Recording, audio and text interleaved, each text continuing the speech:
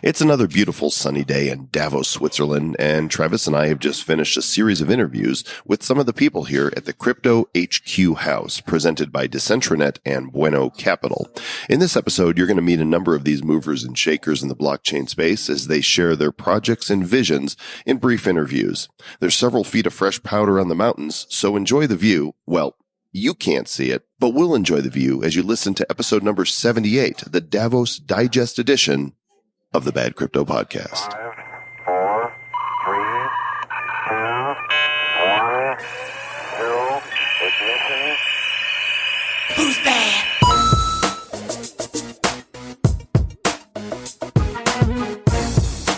Mr. Travis Wright, this is a cool space we're in right here. This is a cool space. For a lot of the interviews that we were in, you'll hear some different noises from different ambient sounds of people talking around us. And then some were very quiet because we were stuck in this hall, this really tiny hallway for the greater portion of 2 days, which sort of felt like it was a little confined. Go to your corner. Yeah, go to your corner, sit there, don't talk to anyone except people we tell you to. You know, this whole town is transformed, and this house was put together by DecentraNet, of which we are advisors for DecentraNet, and in partnership with Bueno Capital, they brought us out here so that we could do these interviews and meet with a number of people. In this house, it's 3 stories that are active. There might be another one up the 4th. I don't know. I don't think I saw any more stairs, but the bottom level has got the entry and a dining area, really cool and chic. And then you go up the stairs, and then there's a back office area, but the front area has the Alpine Lounge, where there's a really nice aesthetic, bunch of sofas. Mm-hmm. We had 3 or 4 interviews in that particular spot, but then it started getting really loud, and people were not really caring that we were doing a podcast. They're like, let's talk loud and let's have a phone call right by you. They cared not. And then there's a bar, which they've been pouring many drinks in. This room that we're in is right next to the bar, and there's literally no one in here right now except Mr. Joel Commons and Travis Wright. This is our room. This is our room. Deal with it. And then we growl at people if they come in. Meow. You go up the stairs to the 3rd level, and that's where the room is where the speakers are. And there's about 60 chairs in there. And you guys already heard Bad Crypto Live. That's the stage we broadcast from. In fact, yesterday, I filmed a video of the whole house, and I will put that up in the Facebook mastermind group. So if you guys want a tour and can be able to put visuals to it. That's right. And if you're not in the mastermind group, what's wrong with you? You don't get to see it. Yep. You'll see nothing. Because we're exclusive. We're not inclusive. We're exclusive. Well, we welcome you as long as you answer the questions. Yeah. So many people don't answer the questions. They don't get in. Every single one of them gets turned away. Yeah. You have to answer the questions. And the most important question. They're probably Russian bots.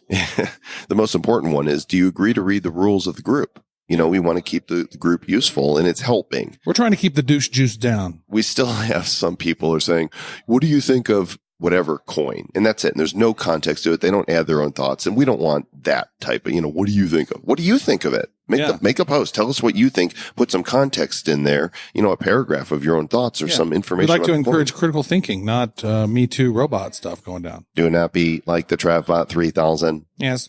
I think you should do this. So go do this. Don't be like Sophia, who you guys in the mastermind, you'll see there was a post Travis made that we were going to interview Sophia, the AI robot, but what did that turn into? Turns out Sophia is not really AI at all. She's pretty dumb. In fact, every single question that you ask her, now I think she's less intelligent than Siri or Alexa. Really, way less, because she can understand what you're saying, kinda, but she has these programmed answers that she has to answer. And if you don't ask a question that she's been programmed to answer, then she's not going to come up with anything on her own. Yeah, it's like, Siri, what do you think of fiat currency?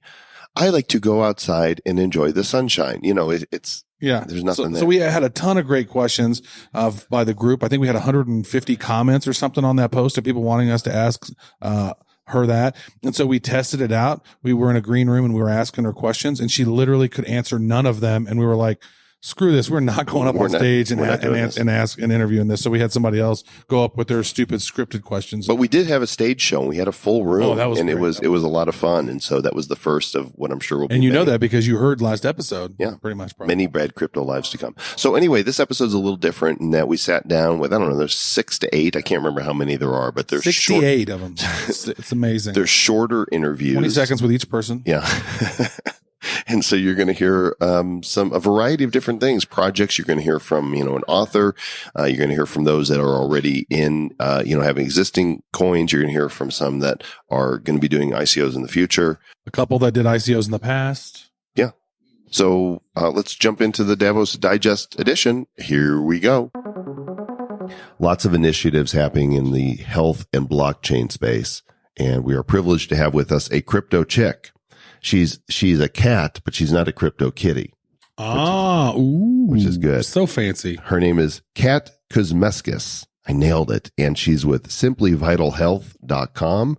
And welcome to Bad Crypto. Thank you. It's nice to meet you guys. Yeah. Happy to be here. That's what you say now, but after a few minutes here. We're going to brutally just drill you with questions. Like, for example, what is Simply Vital Health and how does it work? What's the deal? Yeah, what is the deal with Simply Health? It's a really tough question. So let's just dive right in. So we're creating a healthcare safe blockchain protocol. So what that means is my background is in healthcare. This is a bit blasphemous for those of us in crypto, so I apologize. But in healthcare, they're nervous about Bitcoin, their blockchain. They're nervous about the Ethereum blockchain because of scalability and security reasons. So if we want to get to a point where we're doing really cool decentralized applications in healthcare, we need a blockchain that's safe for them to adopt. Crypto is never having to say you're sorry. That's true. It's just That's not. a song. Crypto's never. I'm not going there. You were going. I was going to, but then I forgot what the words were. Okay, so how are we making it safe and, to be able to say, hey, the water's warm, come on in. This is going to be for everybody's benefit. Yes, great question. So what we're doing is we're taking, the end goal is we're taking Ethereum and we're creating a fork.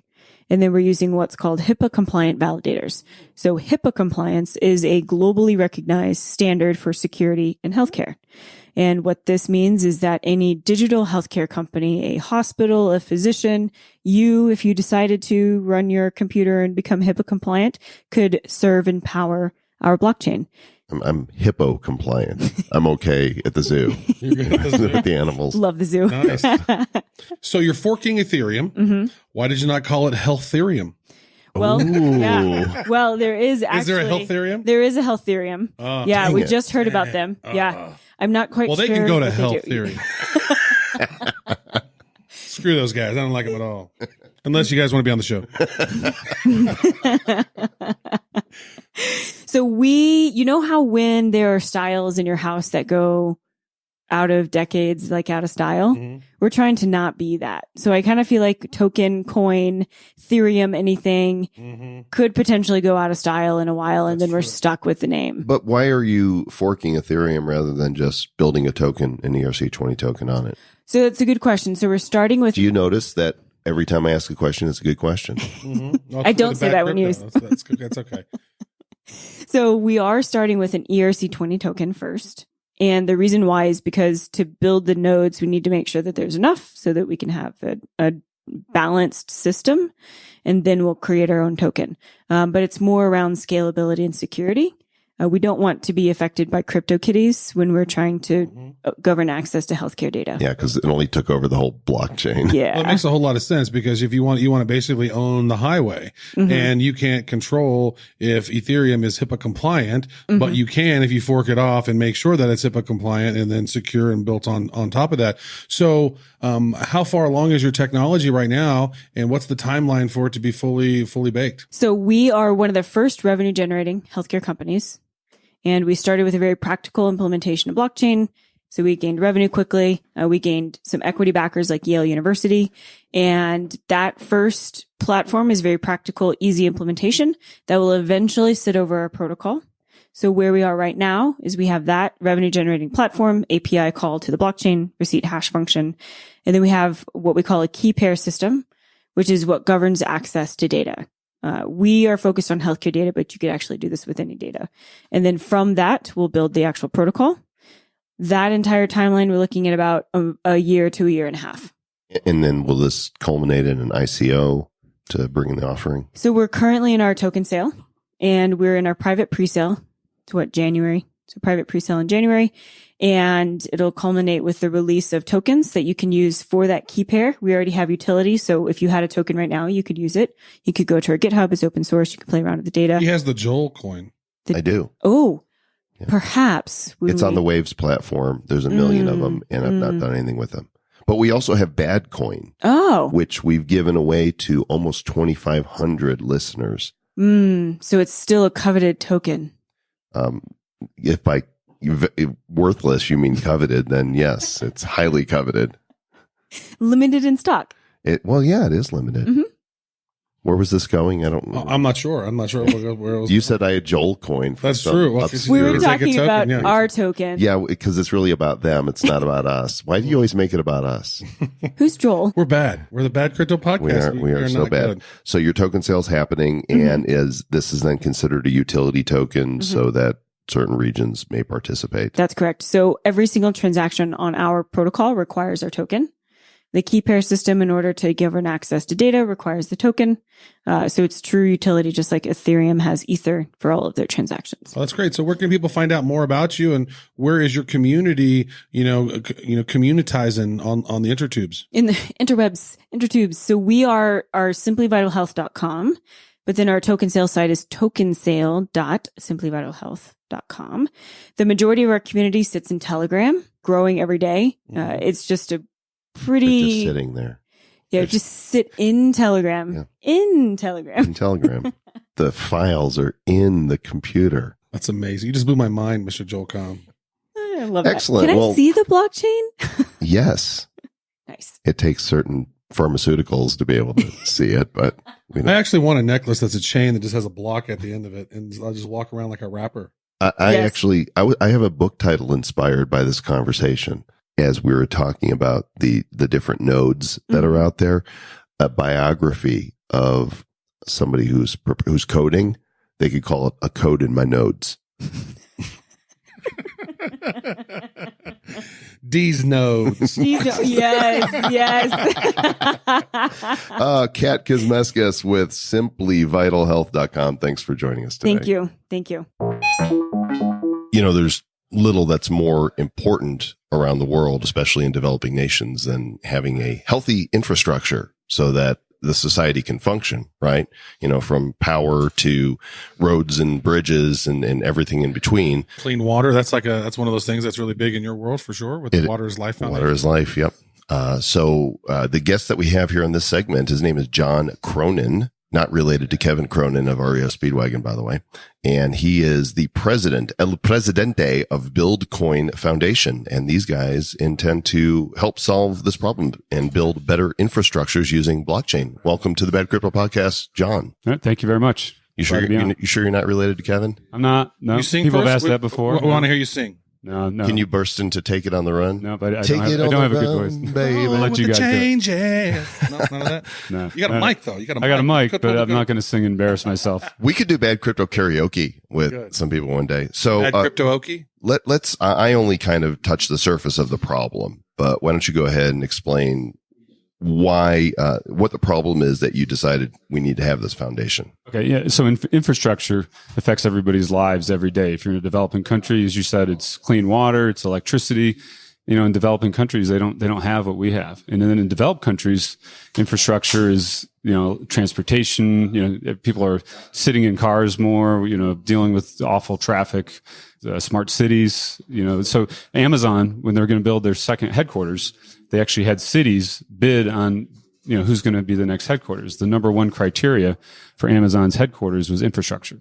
I still think they should bring it to Denver. Well, It's on the list. and you have good infrastructure. We Better have infrastructure. we have mountains. And I still think they should bring it to Kansas City because we're literally right in the middle of America. That's not going to happen. We have Google Fiber. It's not going to Well, happen. DC's You also, shut your we're from face, Mr. DC. Joel Cohn. You DC's don't also know. on there. So I think Atlanta's where they're leaning right now. so? Okay, so we're talking infrastructure. How important it is. Go on. the problem with infrastructure is we all, know we need it, but it's very difficult to bring it to market.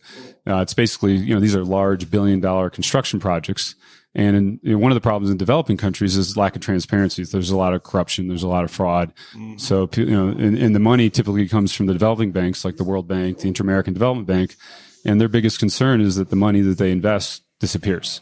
So you need to have transparency into where that money goes. And that's so one of the components of our solution is managing the payment process throughout the supply chain and actually providing data and transparency so you can make sure that they're minimize the fraud, provide data to be able to do that.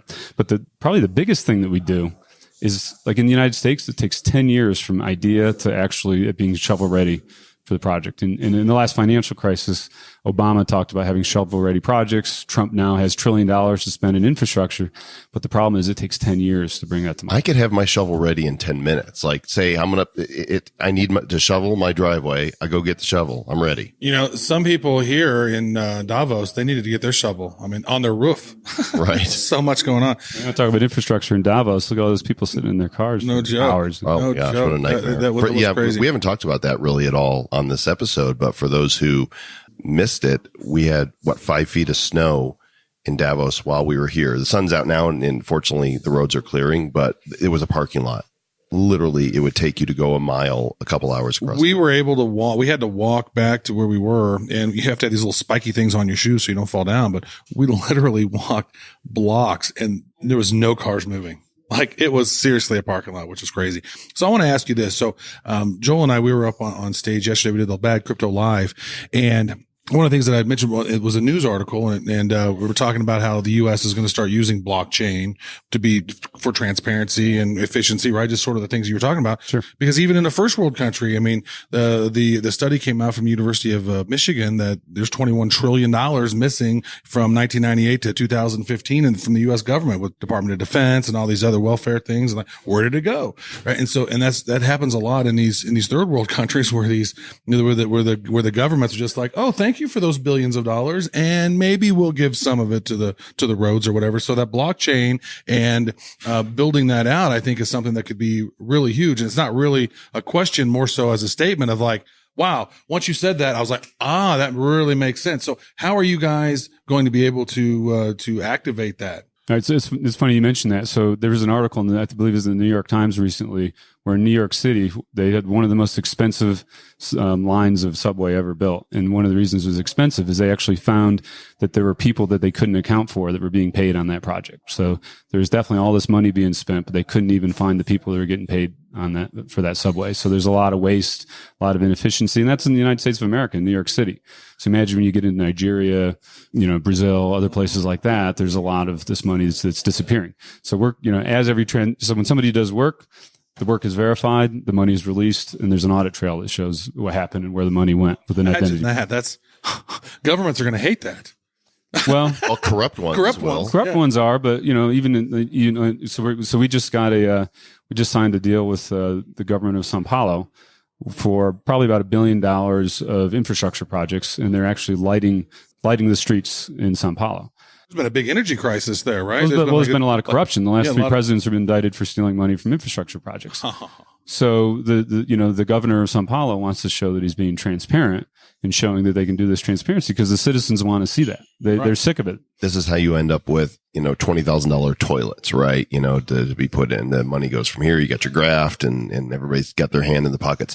Great. Well, as we get ready to close out on this, I understand you've got an ICO that's coming up in June to support the growth of the foundation. Let's just talk a little bit about coming out in June. We're doing a private raise right now. We're raising money under a SAFT agreement, and then we're going to do an ICO in June. And that's going to be out of the Dogecoin Foundation in Zug, Switzerland. Excellent. BuildCoinFoundation.org if you guys want to know more. John, thanks for joining us. All right. Thank you very much. Glad to be on the show.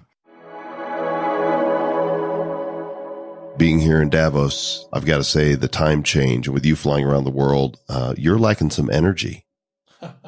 That is true. I was just actually talking to another gentleman about that. And it's like, when you fly from Kansas City to San Francisco, then Singapore, Thailand back to Singapore, Dubai, then here in now Zurich and Davos, that's like, I've lost a whole day. And so my body's like, what in the hell? Where did it go? But that's a different kind of energy, though. It is a different kind of energy. And the one we're going to talk about here in this segment is about blockchaining real energy, solar energy, wind energy, right? The energy that powers our lives. And we have with us Dan Bates of Impact PPA, impactppa.com. And he's setting out to change the world. And we're going to see if he can do it in 5 minutes or less. Dan, welcome to the show. Hey guys, thanks for having me. Appreciate it. Tell us a little bit about Impact PPA and what you're doing. Okay, so Impact PPA, and the PPA in the name stands for Power Purchase Agreement. Typically, that's what's a contract between parties that gets things done. So what we did is we started Impact PPA with the idea of bringing wind and solar products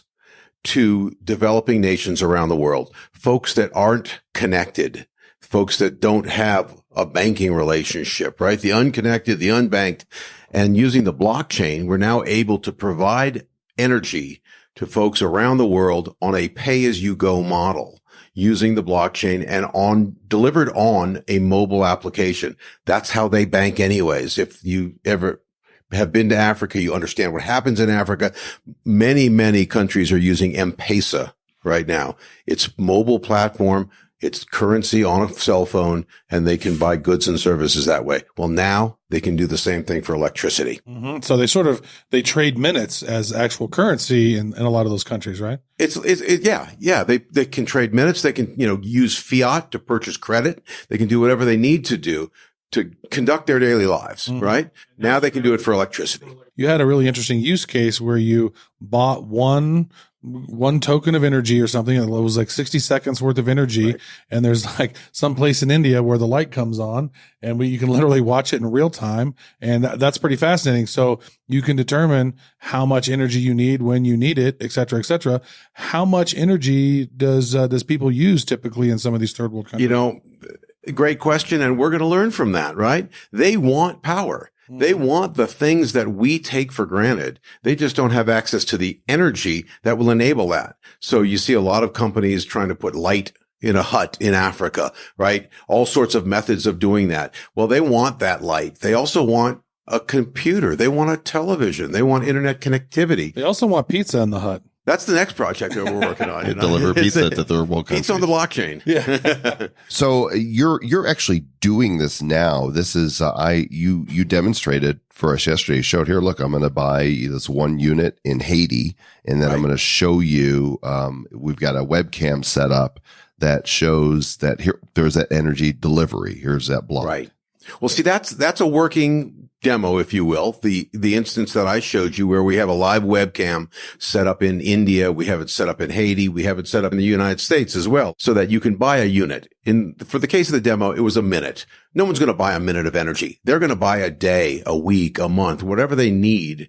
That's how people will be billed for it. Typically, these folks in these African nations, let's say, or in the Caribbean, where their energy is being driven from fossil fuels, they're paying 50, 60, 70 cents a kilowatt hour. You guys in the United States are paying 10.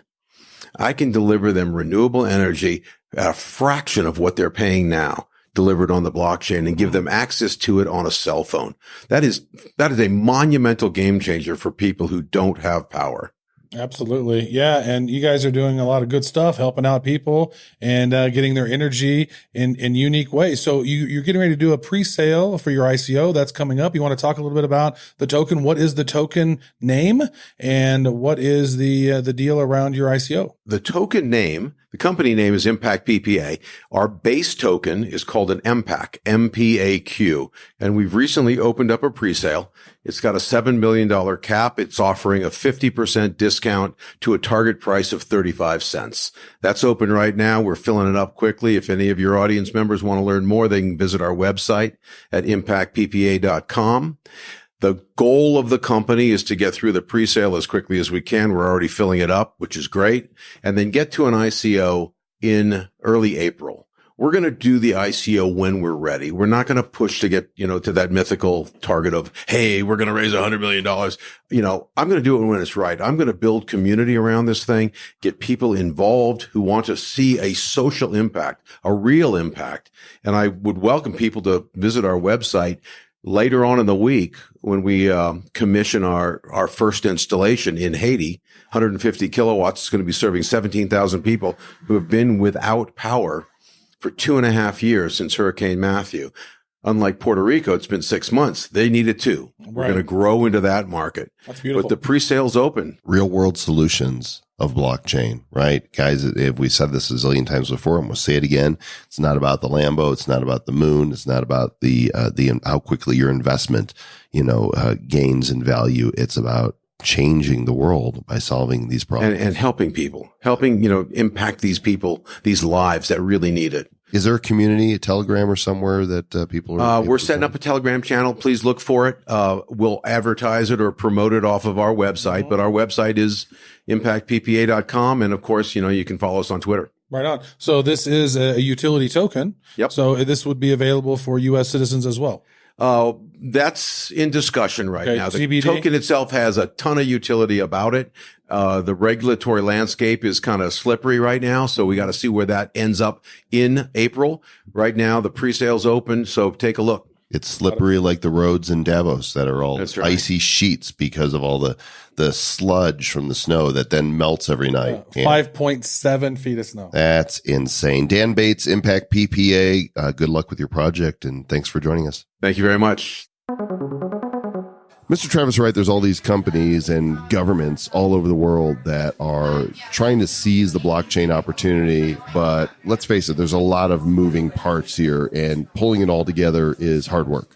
Yeah, that's true. And actually, my co-author and I, we've done some consulting with some countries that are trying to create sovereign blockchains. And so I am not your co-author. You're not my co-author. My co-author, Chris Snook. He was actually on a few episodes ago at the World Tokenomic Forum. That's right. A conversation. But yeah, this is a topic near and dear. There's a lot of companies and a lot of countries out there that want to build their own blockchain. They want more transparency. They want better efficiency, and better tracking for their finances, right? And so what better technology than the blockchain? The blockchain, indeed. In fact, we're sitting here in the lounge at CryptoHQ in Davos, and we are joined by Mr. Rick Willard, who just left the stage, gave a talk. He is the founder and CEO of Agentic Group, agenticgroup.com, also the acting CEO of Global Blockchain Technologies at globalblockchain.io. Welcome, sir, to the Bad Crypto Podcast. Thanks, man. How you doing? Glad you're here. Enjoying yourself? Yes, it's been a lot of fun. And we saw you, we're sitting in the lounge and there's a TV in here because we're doing these interviews. We didn't get to hear your talk, but tell us a little bit about what you spoke on today. Right. So I started in this space in 2011, 12 actually. And I had the first think tank in digital currencies called Mint Combine. And we talked to a lot of people and got kicked out of a lot of offices because we didn't care what we said, and figured out that what people really were reacting to in this space is value. Not only the creation of new value, a creation of new wealth, which is the minor part of this movement, but a reevaluation of humanity itself and the value that we place on people and things. So we get a lot of crazy reactions from people. We said, hey, guess what? Bitcoin might be, more important than the US dollar. They'd say, thank you, please leave. And all that kind of good stuff. They don't want to hear that. They don't want to hear that. But also, it spoke to the heart of your value system. If you say the internet of value, you're not just talking about cash, right? You're talking about the things you find important. You're talking about the things you find within your family, your friends. What do you believe in? This is the real revolution that's happening. We can create value and do good things with new forms of wealth creation, not wealth redistribution. I don't believe in that. I believe in new wealth creation. I do believe in that. I believe in that too, by the way. Yeah. I'm good with when we wealth look at the creation. space, it's about extruding value out of what we call transactional sort of being anyway, right? Mm-hmm. We're always transacting anyway, but now we can actually monetize those little tiny things that we do, like what we're doing right now, guys, right? In the space, in a lot of countries, even a lot of the third world countries, there's a lot of corruption in some of these governments, right? And we had somebody else on that we were chatting with earlier on the same episode about some of those things that go down. I think it was the Buildcoin conversation, and they're helping build infrastructures in different cities. How does the Agentic Group work with some of these governments and whatnot to help them build a better blockchain, to build a better system, to create more accountability? How does that work? What exactly do you guys do? The first thing you have to understand when you work with governments, especially, or any incumbents, is that they don't really want you. They don't want to be transparent. Right. They make their money on being opaque. They could care less about only if it makes them money, then they'll figure it out. So much corruption in so many governments, not just third world countries. I mean, we had a conversation about this where there was a report that came out last year by the University of Michigan, where they said in some counts that the analysis they've done, there is most likely $21 trillion missing from the U.S. government since 1998 to 2015. That's a lot. That's a lot of graft. That's a lot of opaqueness where we don't know what's going on, right? No clue. No clue. I don't know. Well, some people know. Some people are like, here's the yeah, thing. yeah. The reality of life is, right, that there are probably like 1,000 people who know half the story, right, who have a little bit of that take, and then they're, whatever. The full picture is always sort of opaque, right? But I think to get to your point, which is an important one, value is based and money is based, I think, business, on plugging up inefficiencies, right? You want to send me money, but I need a bank. Why? I need a bank because I need a third-party trusted system to, quote unquote, to make sure that when you send that money, it's going to be there when I need it and I get it. All right. Yeah. Well, it turns out that Knights Templars were pretty good at that kind of stuff. Medicis were pretty good at that kind of stuff. But it's unnecessary in a wired world. Peer-to-peer transactions actually unlock different sorts of value, and that's what we have to get used to. And that's how we have to shift our values as human beings. I don't care where you come from. You're wearing a KC hat, man. I might not like KC, but actually, don't say that. I like the business you're in. I like you. You're a pretty nice guy. Sports ball does kind of divide us in a lot of ways. Like, oh man, you I didn't like say that I didn't team? like KC, by the way. I didn't say I didn't like. I'm just saying I might not. Right. So, this direct sort of escrow and value transfer, it's taking us back to before the Civil War. And I made the point upstairs that before the Civil War, we had 10,000 plus currencies in the U.S. We had municipal value, we had store chits, we had all kinds of stuff, right? And you could talk to each other. Neighboring cities or towns could talk to each other, and they can trade those back and forth if they wanted to. But you couldn't trade from New York to California, right? I actually have a stack of different dollars from all over the United States that were pre-1865. They're really cool. They're all like, and some of them are really big, and some of them are like really small, and they're all like sort of IOUs, and they're different things. It was really wild how 150 years ago the way currency was. I didn't know there was that many. Where we're headed. Yeah. We're into a multiplicity of value propositions where tokens are now the abstract that, and it's not even as abstract as the USD, let's say, right, in terms of value placement, but it's actually tethered to actual value and production for humanity and not just trading paper, right? This is a great time to be alive, Rick, because you know what? I mean, you touched on a point of wealth redistribution, and that's not going to work. The wealth creation is so huge. And what I've noticed from being in this space now, Joel and I have had this podcast now for a little over 6 months, and I mined first in 2010, and I lost those on a laptop, and that's a long story, and people make fun of me.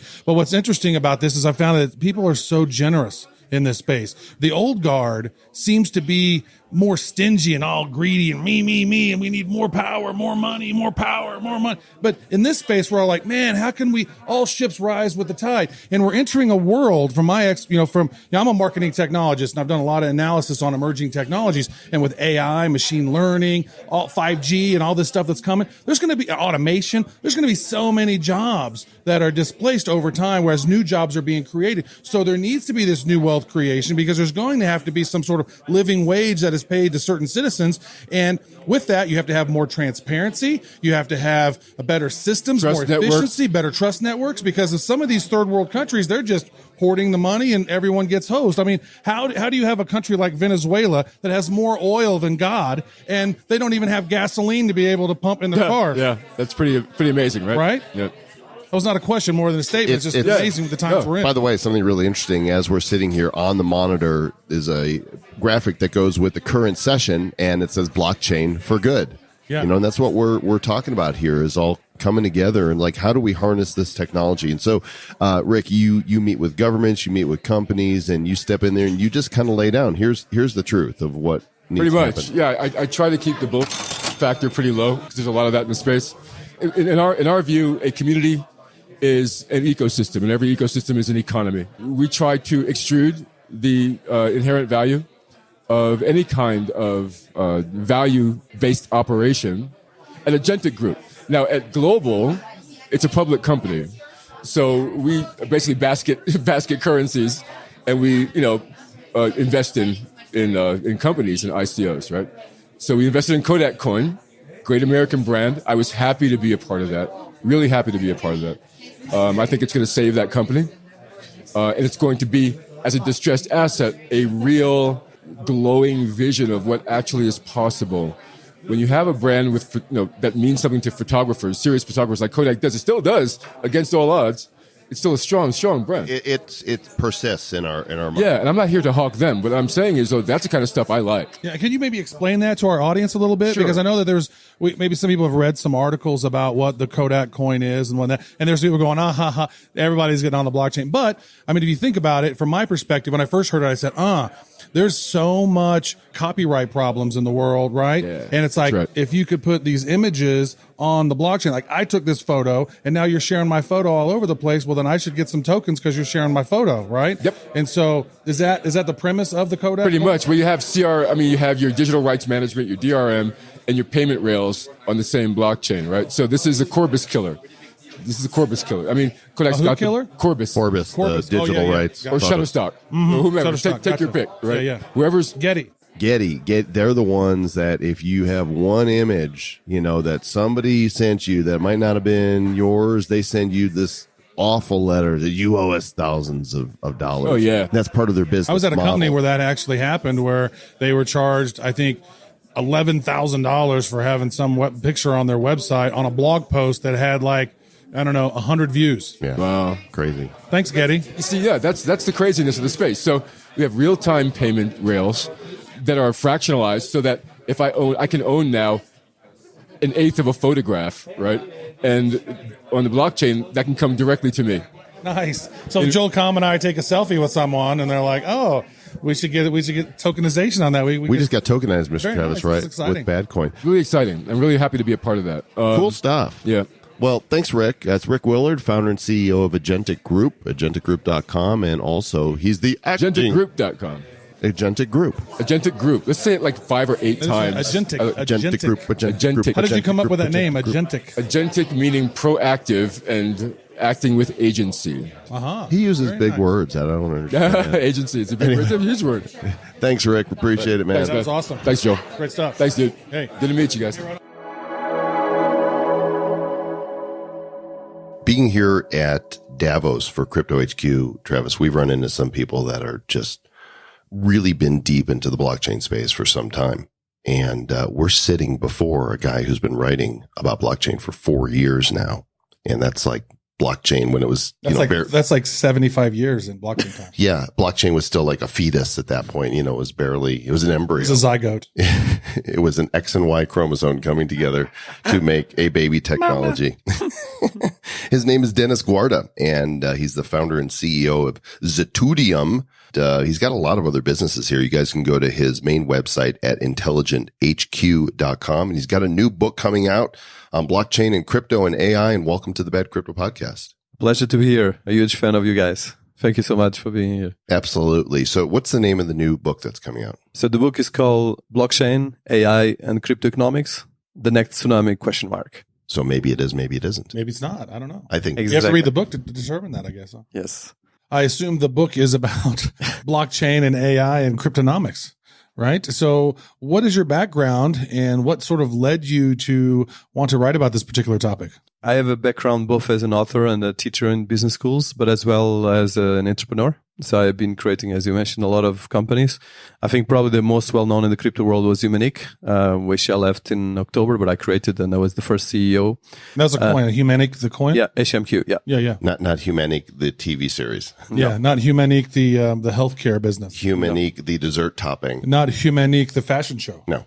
Wow, there's a lot of Humanics. No, We just made all those up. Okay, that's cool. Because we're bad. No, and then I'm as well creating a new, I can mention that it's still very early days, LifeSci. That is a very ambitious project in crypto and blockchain for healthcare and data.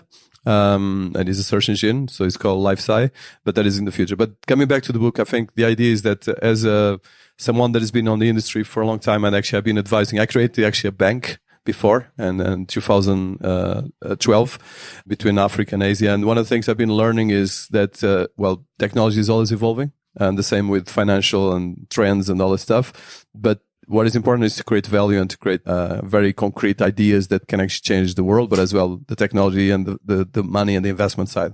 And this book is a reflection precisely about the 3 foundational technologies of our time. And of course, when it comes to blockchain, I think is the main foundational technology because it touches everything. Well, if it becomes the way we speak about it.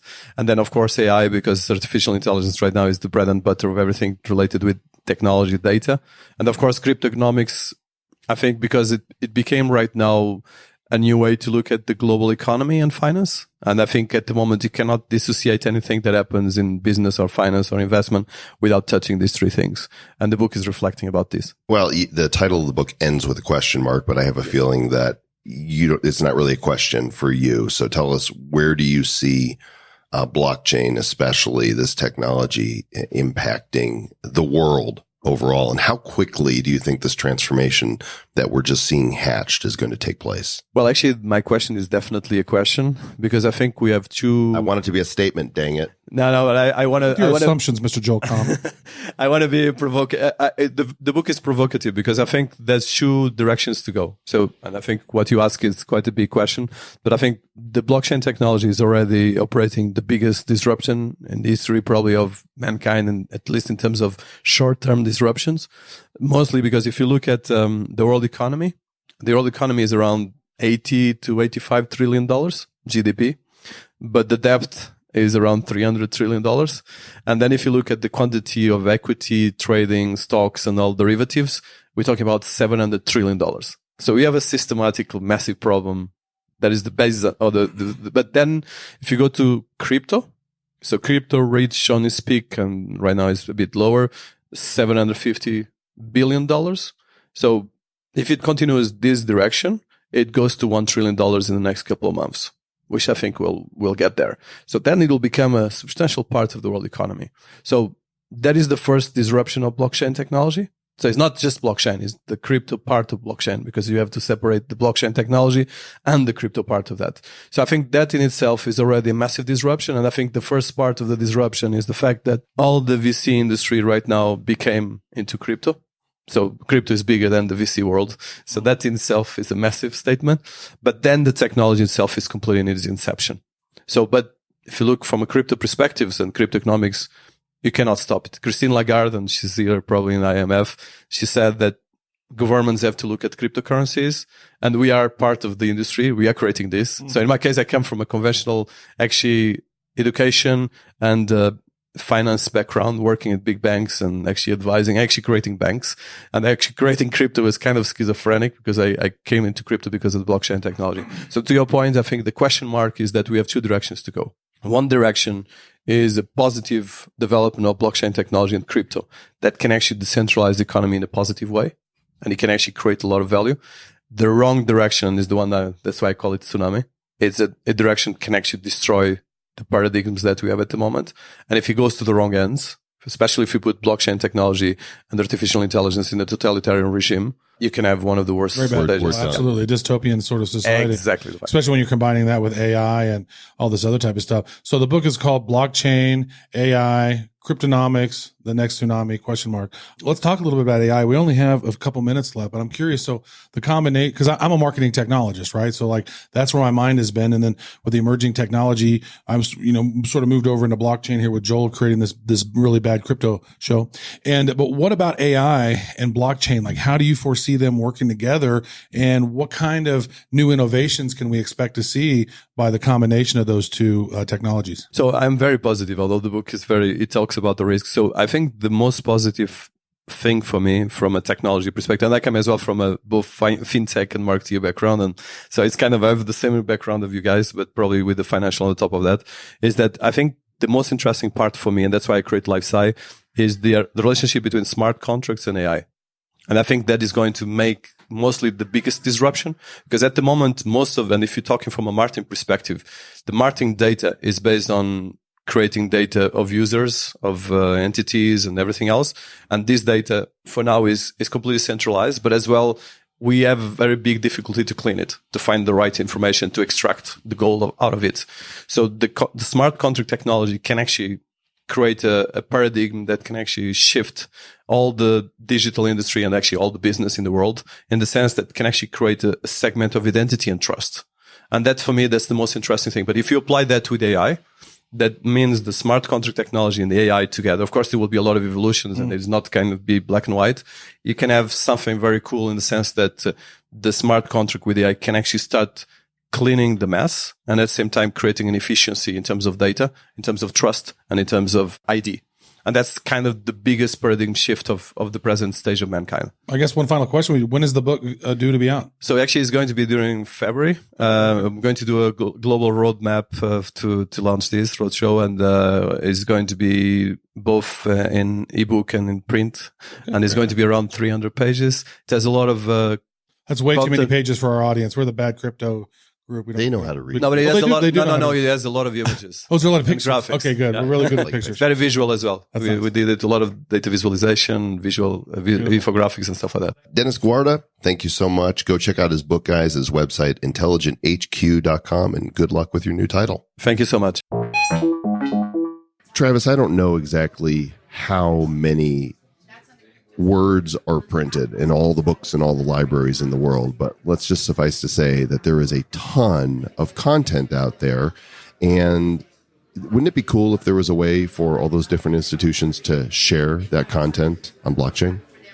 Yeah, because a lot of these books and texts are not digitized. They are, a lot of times, in some cases, they're one-ofs. There's only one that exists. And, if it's in one library, then all the other libraries in the world don't really have access to that. And so there's a lot of great knowledge and wisdom that is very confined that people don't have access to. You know what else there's only one of? There's only one Mr. Joel Comm. Yes, and one Travis Wright, but there's also only one Jenna Lapushner. She is the business development person, business development manager, vice president, CEO, director. Boss? She does biz dev. She's the biz dev boss. Yeah, right, for EdChain. EdChain.io stands for education, and they're going to try and solve this problem. Welcome to Bad Crypto, Jenna. How are you? Hi, I'm doing well. Thank you for having me. Absolutely. Those of you who are hearing the show now might remember Jenna was one of the participants in Bad Crypto Live when we did Name That Crypto. That was great fun. Yes, it was so much fun. I had a great day. You were like, boop. Very nice, very nice.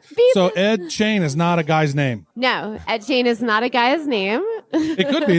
I'm going to check LinkedIn right now and see if that is the case. Edward Chain. Edward P. Chain. So I have a question then. So how does EdChain work, right? So blockchain, knowledge, wisdom.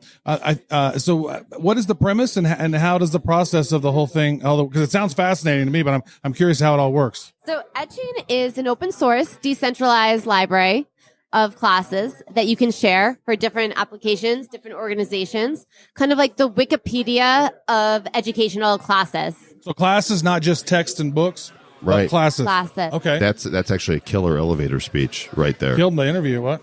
A killer elevator speech. That is good. I don't want to kill the interview. We're just getting started with the interview. Be nice to her. She's a really nice person. I know she is. Chick. Don't kill her. And she wants to do good stuff. That's good. So why are you being so violent? Absolutely. So tell us a little bit more about EdChain. So there's a few reasons why it's something that we think is going to really help the world and transform education. One, it lowers the cost. It provides a repository for educators to publish their content. And because no central servers are needed, using encryption, content producers are able to provide and monetize across platforms and institutions. This increases revenues and allows for the cost to go down for students. So how do you roll this out? How do you get schools, universities on board to play? We already have 20,000 open source classes that will be launching next month. These are open source classes with MIT, Columbia, different universities. Heard of them. We already have bytedev.co, where you could learn Python and JavaScript as an intro class. So is this sort of like Udemy or edX or some of those other platforms that we're sort of blockchainizing that process? Yeah. Where some of these universities can, they're video streaming their classes, and then you can go ahead and take their classes. What I found was because I watch a lot of those, and that's, it's like I get a lot of free education. But my question is that actually degreeable? Like if I'm going through classes through EdChain, do I get credit on those, like on a transcript or anything? Yes. So we will have an EdChain token that you can use to pay for your classes. We'll also have a hireability score. So employers can actually see your progress and the classes that you've taken. and the different certifications that you've received, graduate degrees, things of that nature. So it will have all of your LinkedIn, and you can actually be able to kind of grade yourself. Employers can grade you. Sort of an open source university. Yeah. Exactly. Exactly. OSU. Open source. I don't know that the good people of Oklahoma, of Stillwater, or Ohio State would like that, but tough for them. So where are you at in the process of rolling this out? So we will be launching next month. ByteDev.co. You can go and you can use it now. We already have a community. What was that website again? ByteDev.co. So BYTEDEV.co. Okay. BYTEDEV.co. Very nice. We already have a growing worldwide community of 25,000. Oh, excellent.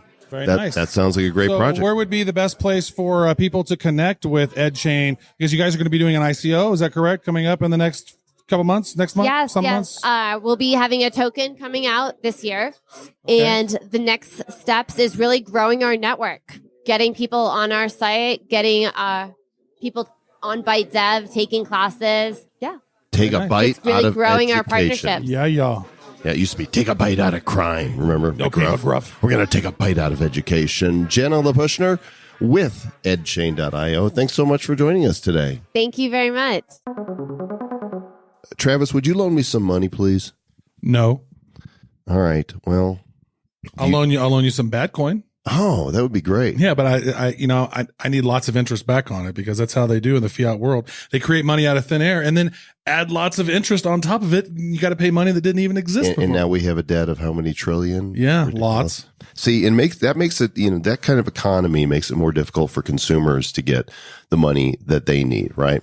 And so that's why our guest here, Mark Diana, the CEO of PrimeChain.com, you're going to try and solve that problem, aren't you? Yeah, we are. We want to facilitate consumer lending on a global basis. That's our mission. And so how are you going to do that? So we'll start out by creating what's called a universal credit profile. That'll be the first big step to take. So a UCP. A UCP, you got it. You know me. You know. So a consumer, a investor will be able to quickly understand on a risk-adjusted basis the credit profile of a consumer to know if they want to offer that consumer money and at what rate they should offer it and how it'll work from there. How's that tied into like the current credit score system? It leverages the current credit score system. So we're not trying to circumvent that. That'll be a signal in to the consumer's profile to understand the creditworthiness of that consumer. It's not the only signal. You got to understand their employment. You understand their tax records and other data sources of that nature that we collect through third parties. And also the consumer gives us some signals themselves directly and we verify it all. And so if, you don't qualify for, dirty fiat money, then they'll loan you some bad coin.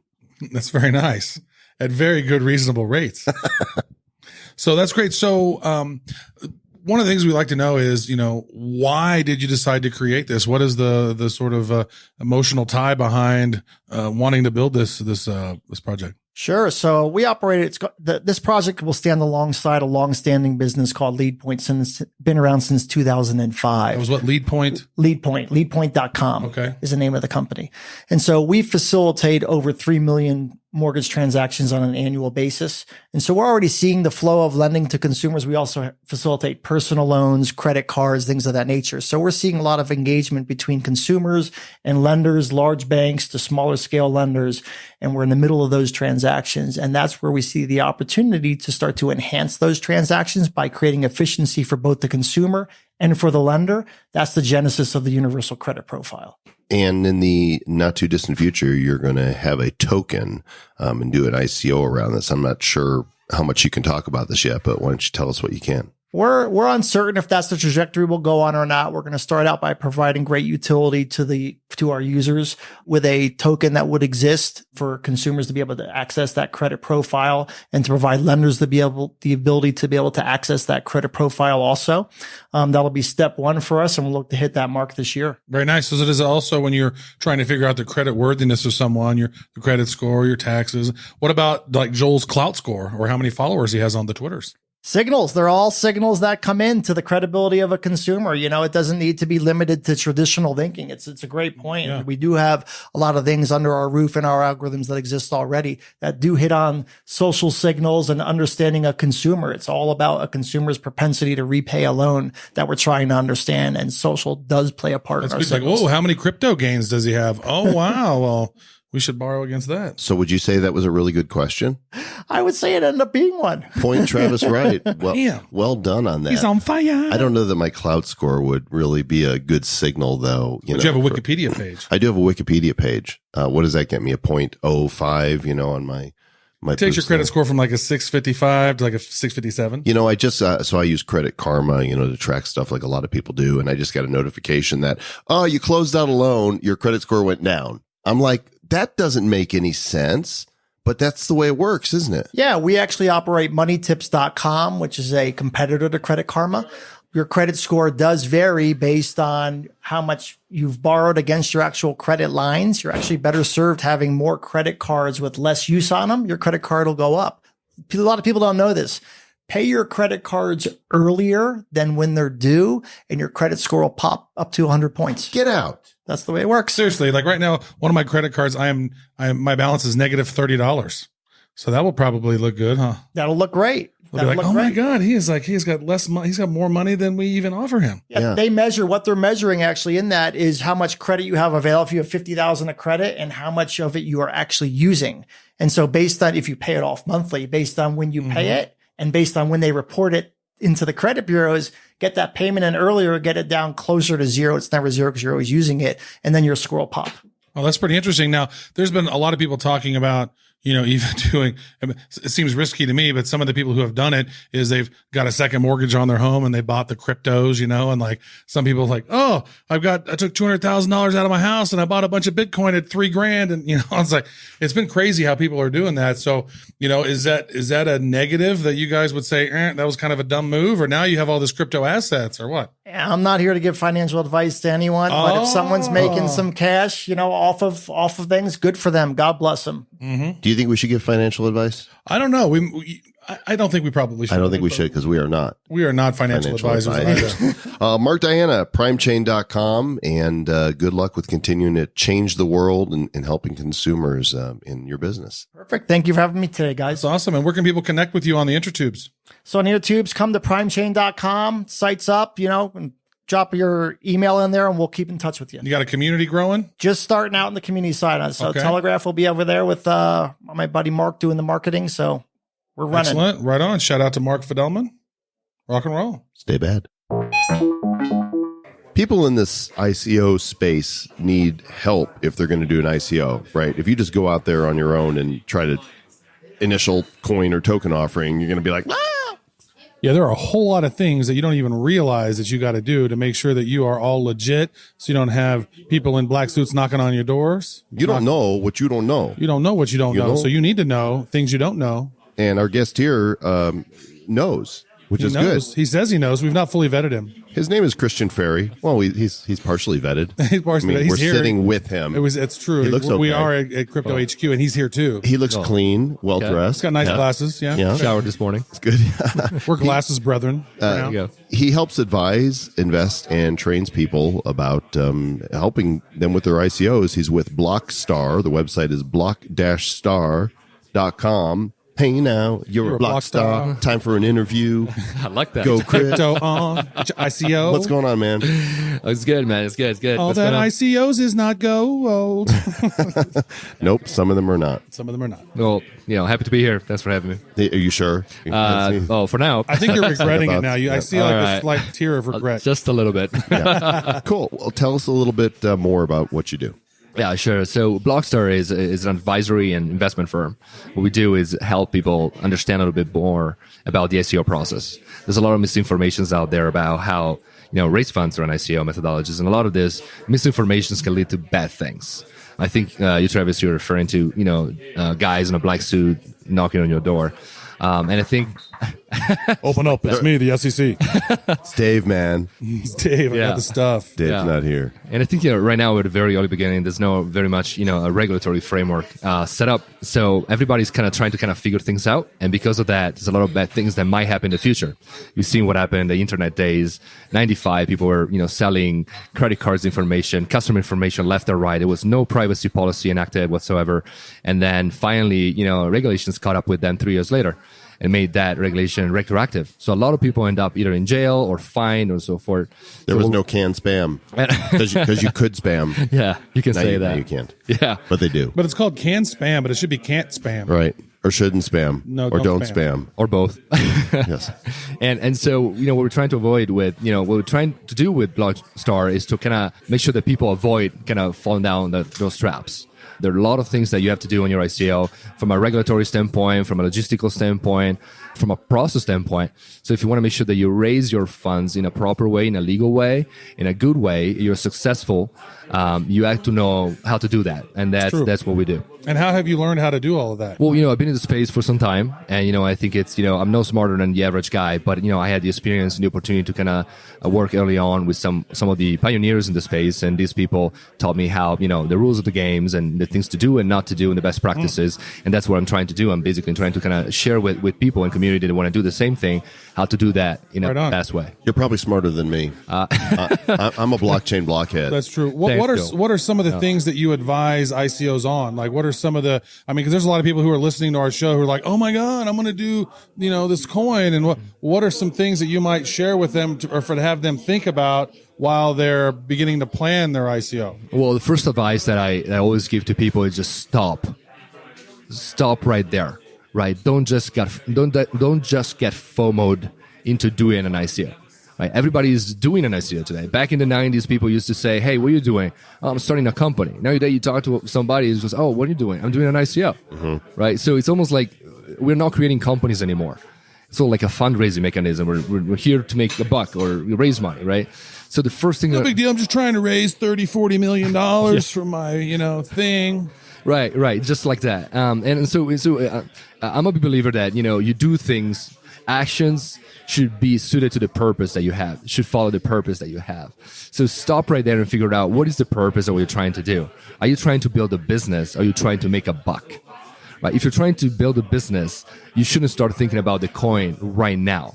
Right. We, as a Blockstar, we also help people, not just from an ICO standpoint, but also help people see how they can actually make the coin fit their business and help them create a business that is tokenizable, if you will. Right? If you have to think of, imagine it as a pyramid. You have three main blocks on top of each other. It's a Ponzi scheme. Uh-oh. Right. The first block is business. Everything starts like that, right? You start with a business. That's the core of what you're building. So you should be really thinking about the business dynamics, right? So FCF, free cash flow, or unique value proposition, break even, messaging, positioning, ROI, and those kind of things. So product market fit.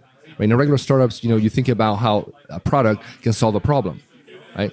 On top of that, you have the tokenization model. Now you start thinking, okay, I have a business. How can I enable it and make it grow with a token and raise funds through that? Right. So there are all different token models that you can have. You can have an incentive structure. You can have, setup. You can have a model that basically create a benefit for the community. Right. So you have a profit and no profit model to it. And there's 50 plus token models that exist nowadays. They're actually writing a book on it. It's going to come out this year on token models and ICOs, an ICO playbook. And so that's the second step, tokenization model. And the last block is compliance. So how you make sure that your business and your token model comply with the jurisdictions that you are residing in, number one, but you're also selling the token into, right? So these are the three pillars that I developed that I see working, right? Start with the business, enable it with a token, but make sure that you comply with the right laws. And then you work with your clients to make sure that they're tackling all of this properly. So if an ICO is in order, they do it right. Yeah, absolutely. Good plan. Christian Ferry from Blockstar, thanks for joining us today. Thanks everyone for having me. Dude, you're a total Blockstar, man. Love it. He's never heard that before. Yeah. Magical. Internet money. We're Blockstars too. Check a bow. Love that. Thanks, guys. We're meeting so many interesting people at this CryptoHQ in Davos, and a gentleman just sat down next to us and started saying things that my mind couldn't keep up with. That's most things, though, right? Right. I was confused, and then his partner in this project sat down, and it began making a little bit more sense. So it's not that it's that we're bad. That is true. That is true. That's why we're here. It's a bad crypto podcast. So the gentleman who I didn't understand, because I think he's too smart for me, is John Vug, and John is not going to say anything because he confused me. But Patrick. Yes, hello. Okay, that's it. I understood that. But Patrick Belay is here with Doc Swiss. It's DOCSwiss.ch. And they're working on something that he's going to explain. So welcome to the Bad Crypto Podcast. Hey, welcome. It's great to be here with you, Joel. And tell us what you guys are up to in the healthcare industry. We have a new healthcare solution. Part of it is blockchain, which is at the center. We're focused on Europe. So Europe, of course, everything becomes a bit more complicated. We have new regulation that's coming into play this May, the GDPR. It's a data protection regulation. Within it, you have the right to be forgotten and so forth. All the data has to be traceable. It's not just the EU regulation; it's also from country to country going to be different. We have the only blockchain solution for the healthcare industry that takes this part into account. On the other side, was also makes Europe or the EU special playing field for us is also how the data is handled afterwards. Where is it stored? For all the EU countries, for them, it's an absolute no-go to be working with US companies, to having a cloud Is it cloud because our data system storage. is such a mess, or what? No, it's more because of security. They don't trust to have an American or the American government, American company handling the most important, vital information. Yeah, it's got to be HIPAA compliant, right? So in the EU, you have to be compliant to the GDPR for all data, for all consumers and whatnot. And in America, it's really stringent around healthcare for what we call HIPAA. So how does that work? Are you guys compliant in America for HIPAA? Is that going to work as well? As well, in the States as well, though we are clearly now in the beginning focusing on the EU. Because there's a lot of players that actually are HIPAA compliant in the US, but not vice versa. So that's where we really have an advantage to anyone, or are way ahead of others. What also is playing into our cards is, of course, that already in May, it's less than 5 months from now, companies have to be compliant to it. There's huge fines waiting for companies who aren't, be it hospitals, insurance companies, so forth. Are you building then a platform or a token around this? How's this work? We've built a platform around it, which we might tokenize as well, and we then have different, depending on EU country, have different processes to comply with the regulations. Different way of using the platform, or how you enter the data, etc. How the process goes if a citizen asks to have all of their data retrieved. That varies them from country to country as well. Then what is also key is the quality of data. So the beginning of it, how is the data sourced? That's where we also have one player in our consortium that has all the data on, for example, medical devices. So that, for example, a thermostat might not be the same, take exactly the same temperature as the other. So how you source the data will then be important to be able to actually work with it and compare data. Very nice. So people can connect with you. It's DocSwiss.ch. DocSwiss.ch or DocSwiss.net. You'll get to the same place. Right on. Where are you guys growing your community? We're based in Switzerland. There's our headquarters in Zurich, but growing our community globally. Using Telegram or Twitter, or is there any places that people connect with? We Twitter and Telegram as well. Perfect. Yeah. Travis, you have the right to be forgotten. That's good. Travis Wright. I'm easily forgettable. Travis who? No, Travis what? You are so not forgettable. That's true. Let's That just is leave true. it at that. Thanks, guys. Appreciate it. Excellent. Best of luck, guys. Thank you. Bloomberg is one of the biggest resources for news in the business community, isn't it, Travis? Yes, it is. I mean, if you go to that site, they have all types of, stocks and bonds and all this other stuff that's going on and news that's pertaining to that particular industry that they're talking about. They have different analysts that are doing research on various different things. So it's a pretty definitive financial resource, right? But it's a trusted source, but it is a centralized source, right? Could be fake news. It could be fake news. And so if somebody could come along with a blockchain solution that would decentralize that and provide trusted information that we know it's not fake news, then that would be useful, wouldn't it? That sounds like that would be useful. Well, as chance would have it, sitting next to us right now are the founder and the co-founder of Novum Insights. The website is novuminsights.com. That's spelled Novum, and you could figure out the insights part by yourselves. Their names are Toby Lewis and Brenda Gonzalo. Welcome to the Bad Crypto Podcast. Hi. Great to be on the show. Yes, thank you. Glad that you're here. So tell us a little bit about why this is being invented. Is it because of the centralization of Bloomberg that you're taking this on? In part, but I think the big thing is the cryptocurrency markets in general and the ICO markets in general. They're like the Wild West, right? So the big issue for us is we're looking to help investors and large corporations tame that Wild West and get rid of all the scam and the insider trading, get the good data in, basically. Yeah. Get them up, move them out, roll high. Yeah, that's good. So shouldn't it be head them out, move them out? Novum. That's true. That's good. I don't remember the show. I'm not that old to watch Rawhide. But, no, Novum. It's Novum. That's true. But they used to say Rawhide. You see, you're old. You know. I know. That's good. So, you guys are doing analysis on cryptocurrency stuff, and you guys are creating news around this. How exactly is that working? Yeah, it's working very well. So what we've done is we've taken a big data approach. So we've mapped like more than 2,000 ICOs that we've tracked using crawlers, 2,000 other blockchain startups, because we really want to deeply understand the space. And then we get our analysts to look at individual ones that we like. And then over time, what we're doing, which we think is a real game changer, is we're kind of eating our own cooking and doing our own ICO. So we're at the moment looking into a Novum coin, which will provide basically people access to our platform.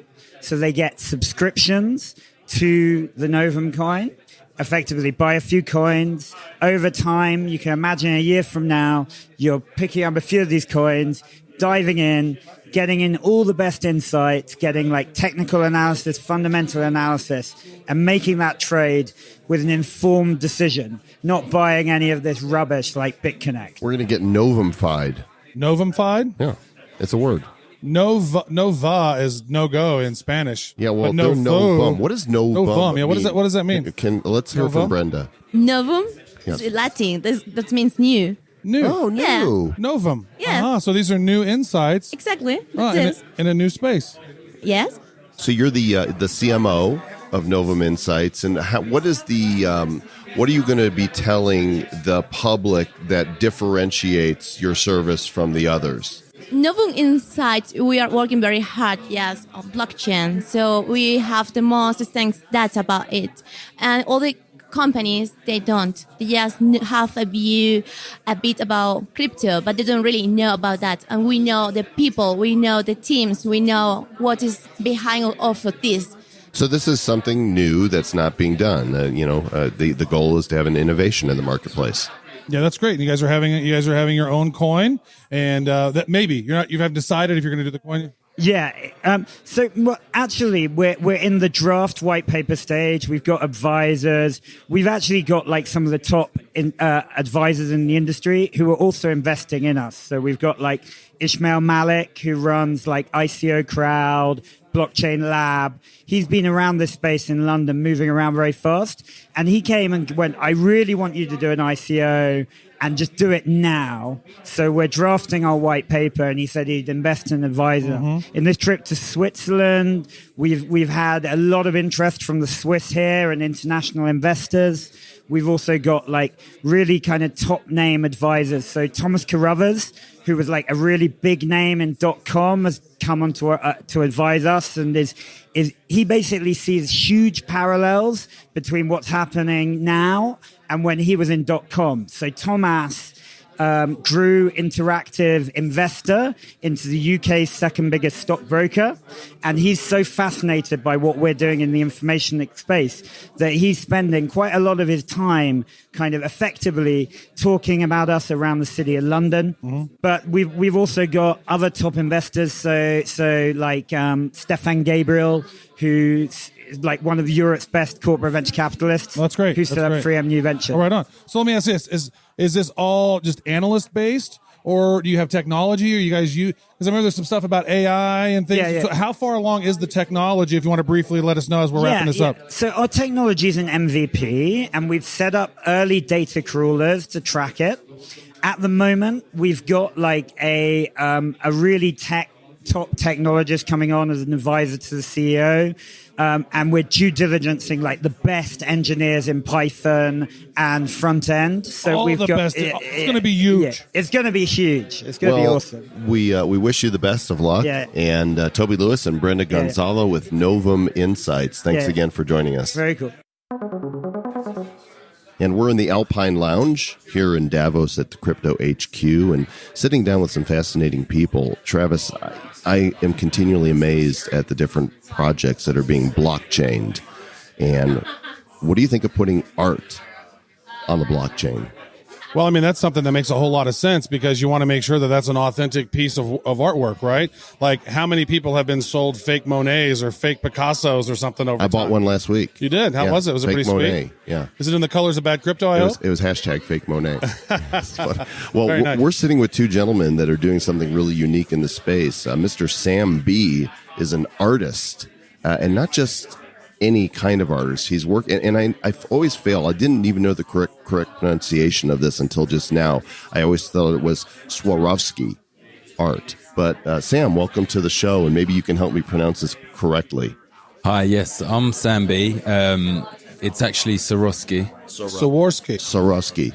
I think it just kind of rolls off my tongue now, so it's pretty easy. But yeah, I create art using Swarovski crystals, and everything I do is hand-placed using the crystals. From pop artists to iconic figures, I really like to celebrate, people that have made some sort of impact in this world, and the journey's just begun. And Swarovski took on board what I was doing and said, would like to partner up with you as a brand partner, certify the work. And what's happening now is that I'll get hologram stickers on each piece with a unique 16-digit code. So each customer can log on to Swarovski's website. Using the 16-digit code, they can check the authenticity of the artwork itself. So you know that what you're getting is the real deal. That's cool. And we saw pictures of some of the art included, Prince, classics. And I'm thinking you said the journey's just begun. So it made me think you should do a Journey, the rock band Journey. Or right? maybe you should do a bad crypto logo. That would look awesome. That'd be an awesome idea. Well, along with Sam B is Adam Sargent. And Adam, you can tell us a little bit about how this is going to operate on the blockchain. Absolutely. Last May, as part of one of our road shows, we met the co-founder of Dragon Coin, which was Paul Moynan. He was an art collector and investor through one of our artists, Brian Travers, who is the saxophone player of UB40. 6 of the UB40 guys met at art school, and after a successful career of selling 110 million records worldwide, they've now decided to release his skills in the art world. A little red wine. I just knew that was going to be the song. Yeah. Oh, yeah. Well, that's the most popular one. Red lines when the crypto goes down. That's it. Yeah. Right. The question is, do you know another one? No. I do not know offhand. another one. Okay. Jeremy wrote. Didn't they do a version of "Can't Help Falling in Love with You"? Elvis's song. Yeah. Okay, I win. Grammy, Good job, Grammy Award. Yeah. So, and what obviously with Paul's mind and his sort of involvement with crypto and blockchain, we're really sort of looking at art as a sort of bedfellow for that. Not only to do with the intellectual copyright aspect, but also the fact now that really to be the pioneers of the cryptocurrency art gallery. So that's something that we're discussing at the moment, and hopefully we'll reveal more within the forthcoming months. Right on. So when do you think the technology will be fully rolled out and ready to go? Certainly within 2018. I would hope the summer of 2018. Right on. And where can people learn more about what it is you guys are doing? Well, you can go into our website and follow us on Brian Travers Art Studio, Facebook, Instagram. We'll be putting some pieces together really after the Davos event. So we'll do a storyboard to let people know what's going on. Excellent. I thought you also mentioned there's another musician that people might know that's involved with the project. Another classic band. Tell us about him.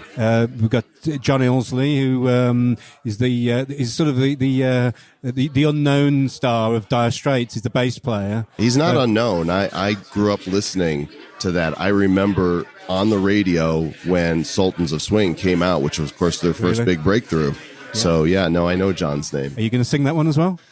No. No. But I might sing Money for Nothing. Romeo and Juliet, which is another classic. Yeah. Crypto for nothing and your chicks for free. There you go. So shout out to the crypto chicks of Bad Cryptopia. Yeah. But we did a musical masters show in London in November, which was Sanby, Brian Travers of UB40, and John of Dire Straits. I think again the provenance of their individual stories, and John paints again in a lovely abstract way, does some fantastic abstract guitars, which are really popular. And so, it is a sort of a music stroke art roadshow. So, very subjective, music and art. And we met some great people along the way. Great. One final thing, San, what is your website, and how can people connect with you directly? Right. The website is www.artbysanby.com. Sanby, Art by Sanby, SAN.com. And that's your Twitter handle. Art by Sanby, and Instagram and all the stuff. So all the social medias is Art by Sanby. You can find me mainly on Instagram, where you'd see a lot of my work on a daily basis. Excellent. Great stuff. Thanks, gentlemen. Appreciate having you on the show, and good luck with your project. And best of luck, guys.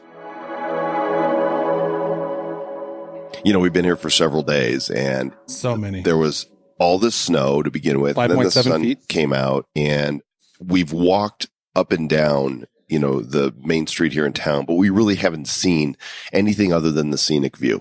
I've seen lots of snow. Yeah. Big snowflakes. Huge. I've not seen any snow. I guarantee you've never seen snowflakes bigger than these. In fact, there is a snowbank along the side of the road that last night you wrote "Bad Crypto" into the snowbank. Yeah. And we drove by it this morning, you and totally it's see it big perfectly. letters. Yeah, also, actually, Trump is here today. He is. Davos, yeah. Yeah, by the time you guys hear it, he'll be gone. Yeah, he'll probably be gone. And we probably won't get to see him. Yeah, Trump, we're really low on the Trump importance rating. How are we not on the agenda? We're Bad Crypto. Right. We have a huge audience.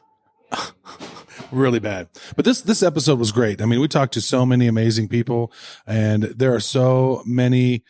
You know what? It seemed like at Davos this year, crypto and blockchain is really coming of age, and all of the peoples who are here, the important peoples, they're talking about it. They're thinking about it. This is a topic that seems to be gaining more influence and gaining more importance and gaining more legitimacy. And we've talked to some super amazing, brilliant people here that are doing great projects, and that's just a small sample of what's going on and coming up in 2018. You guys, this is going to be a ride. We're on the cutting edge, and you guys are.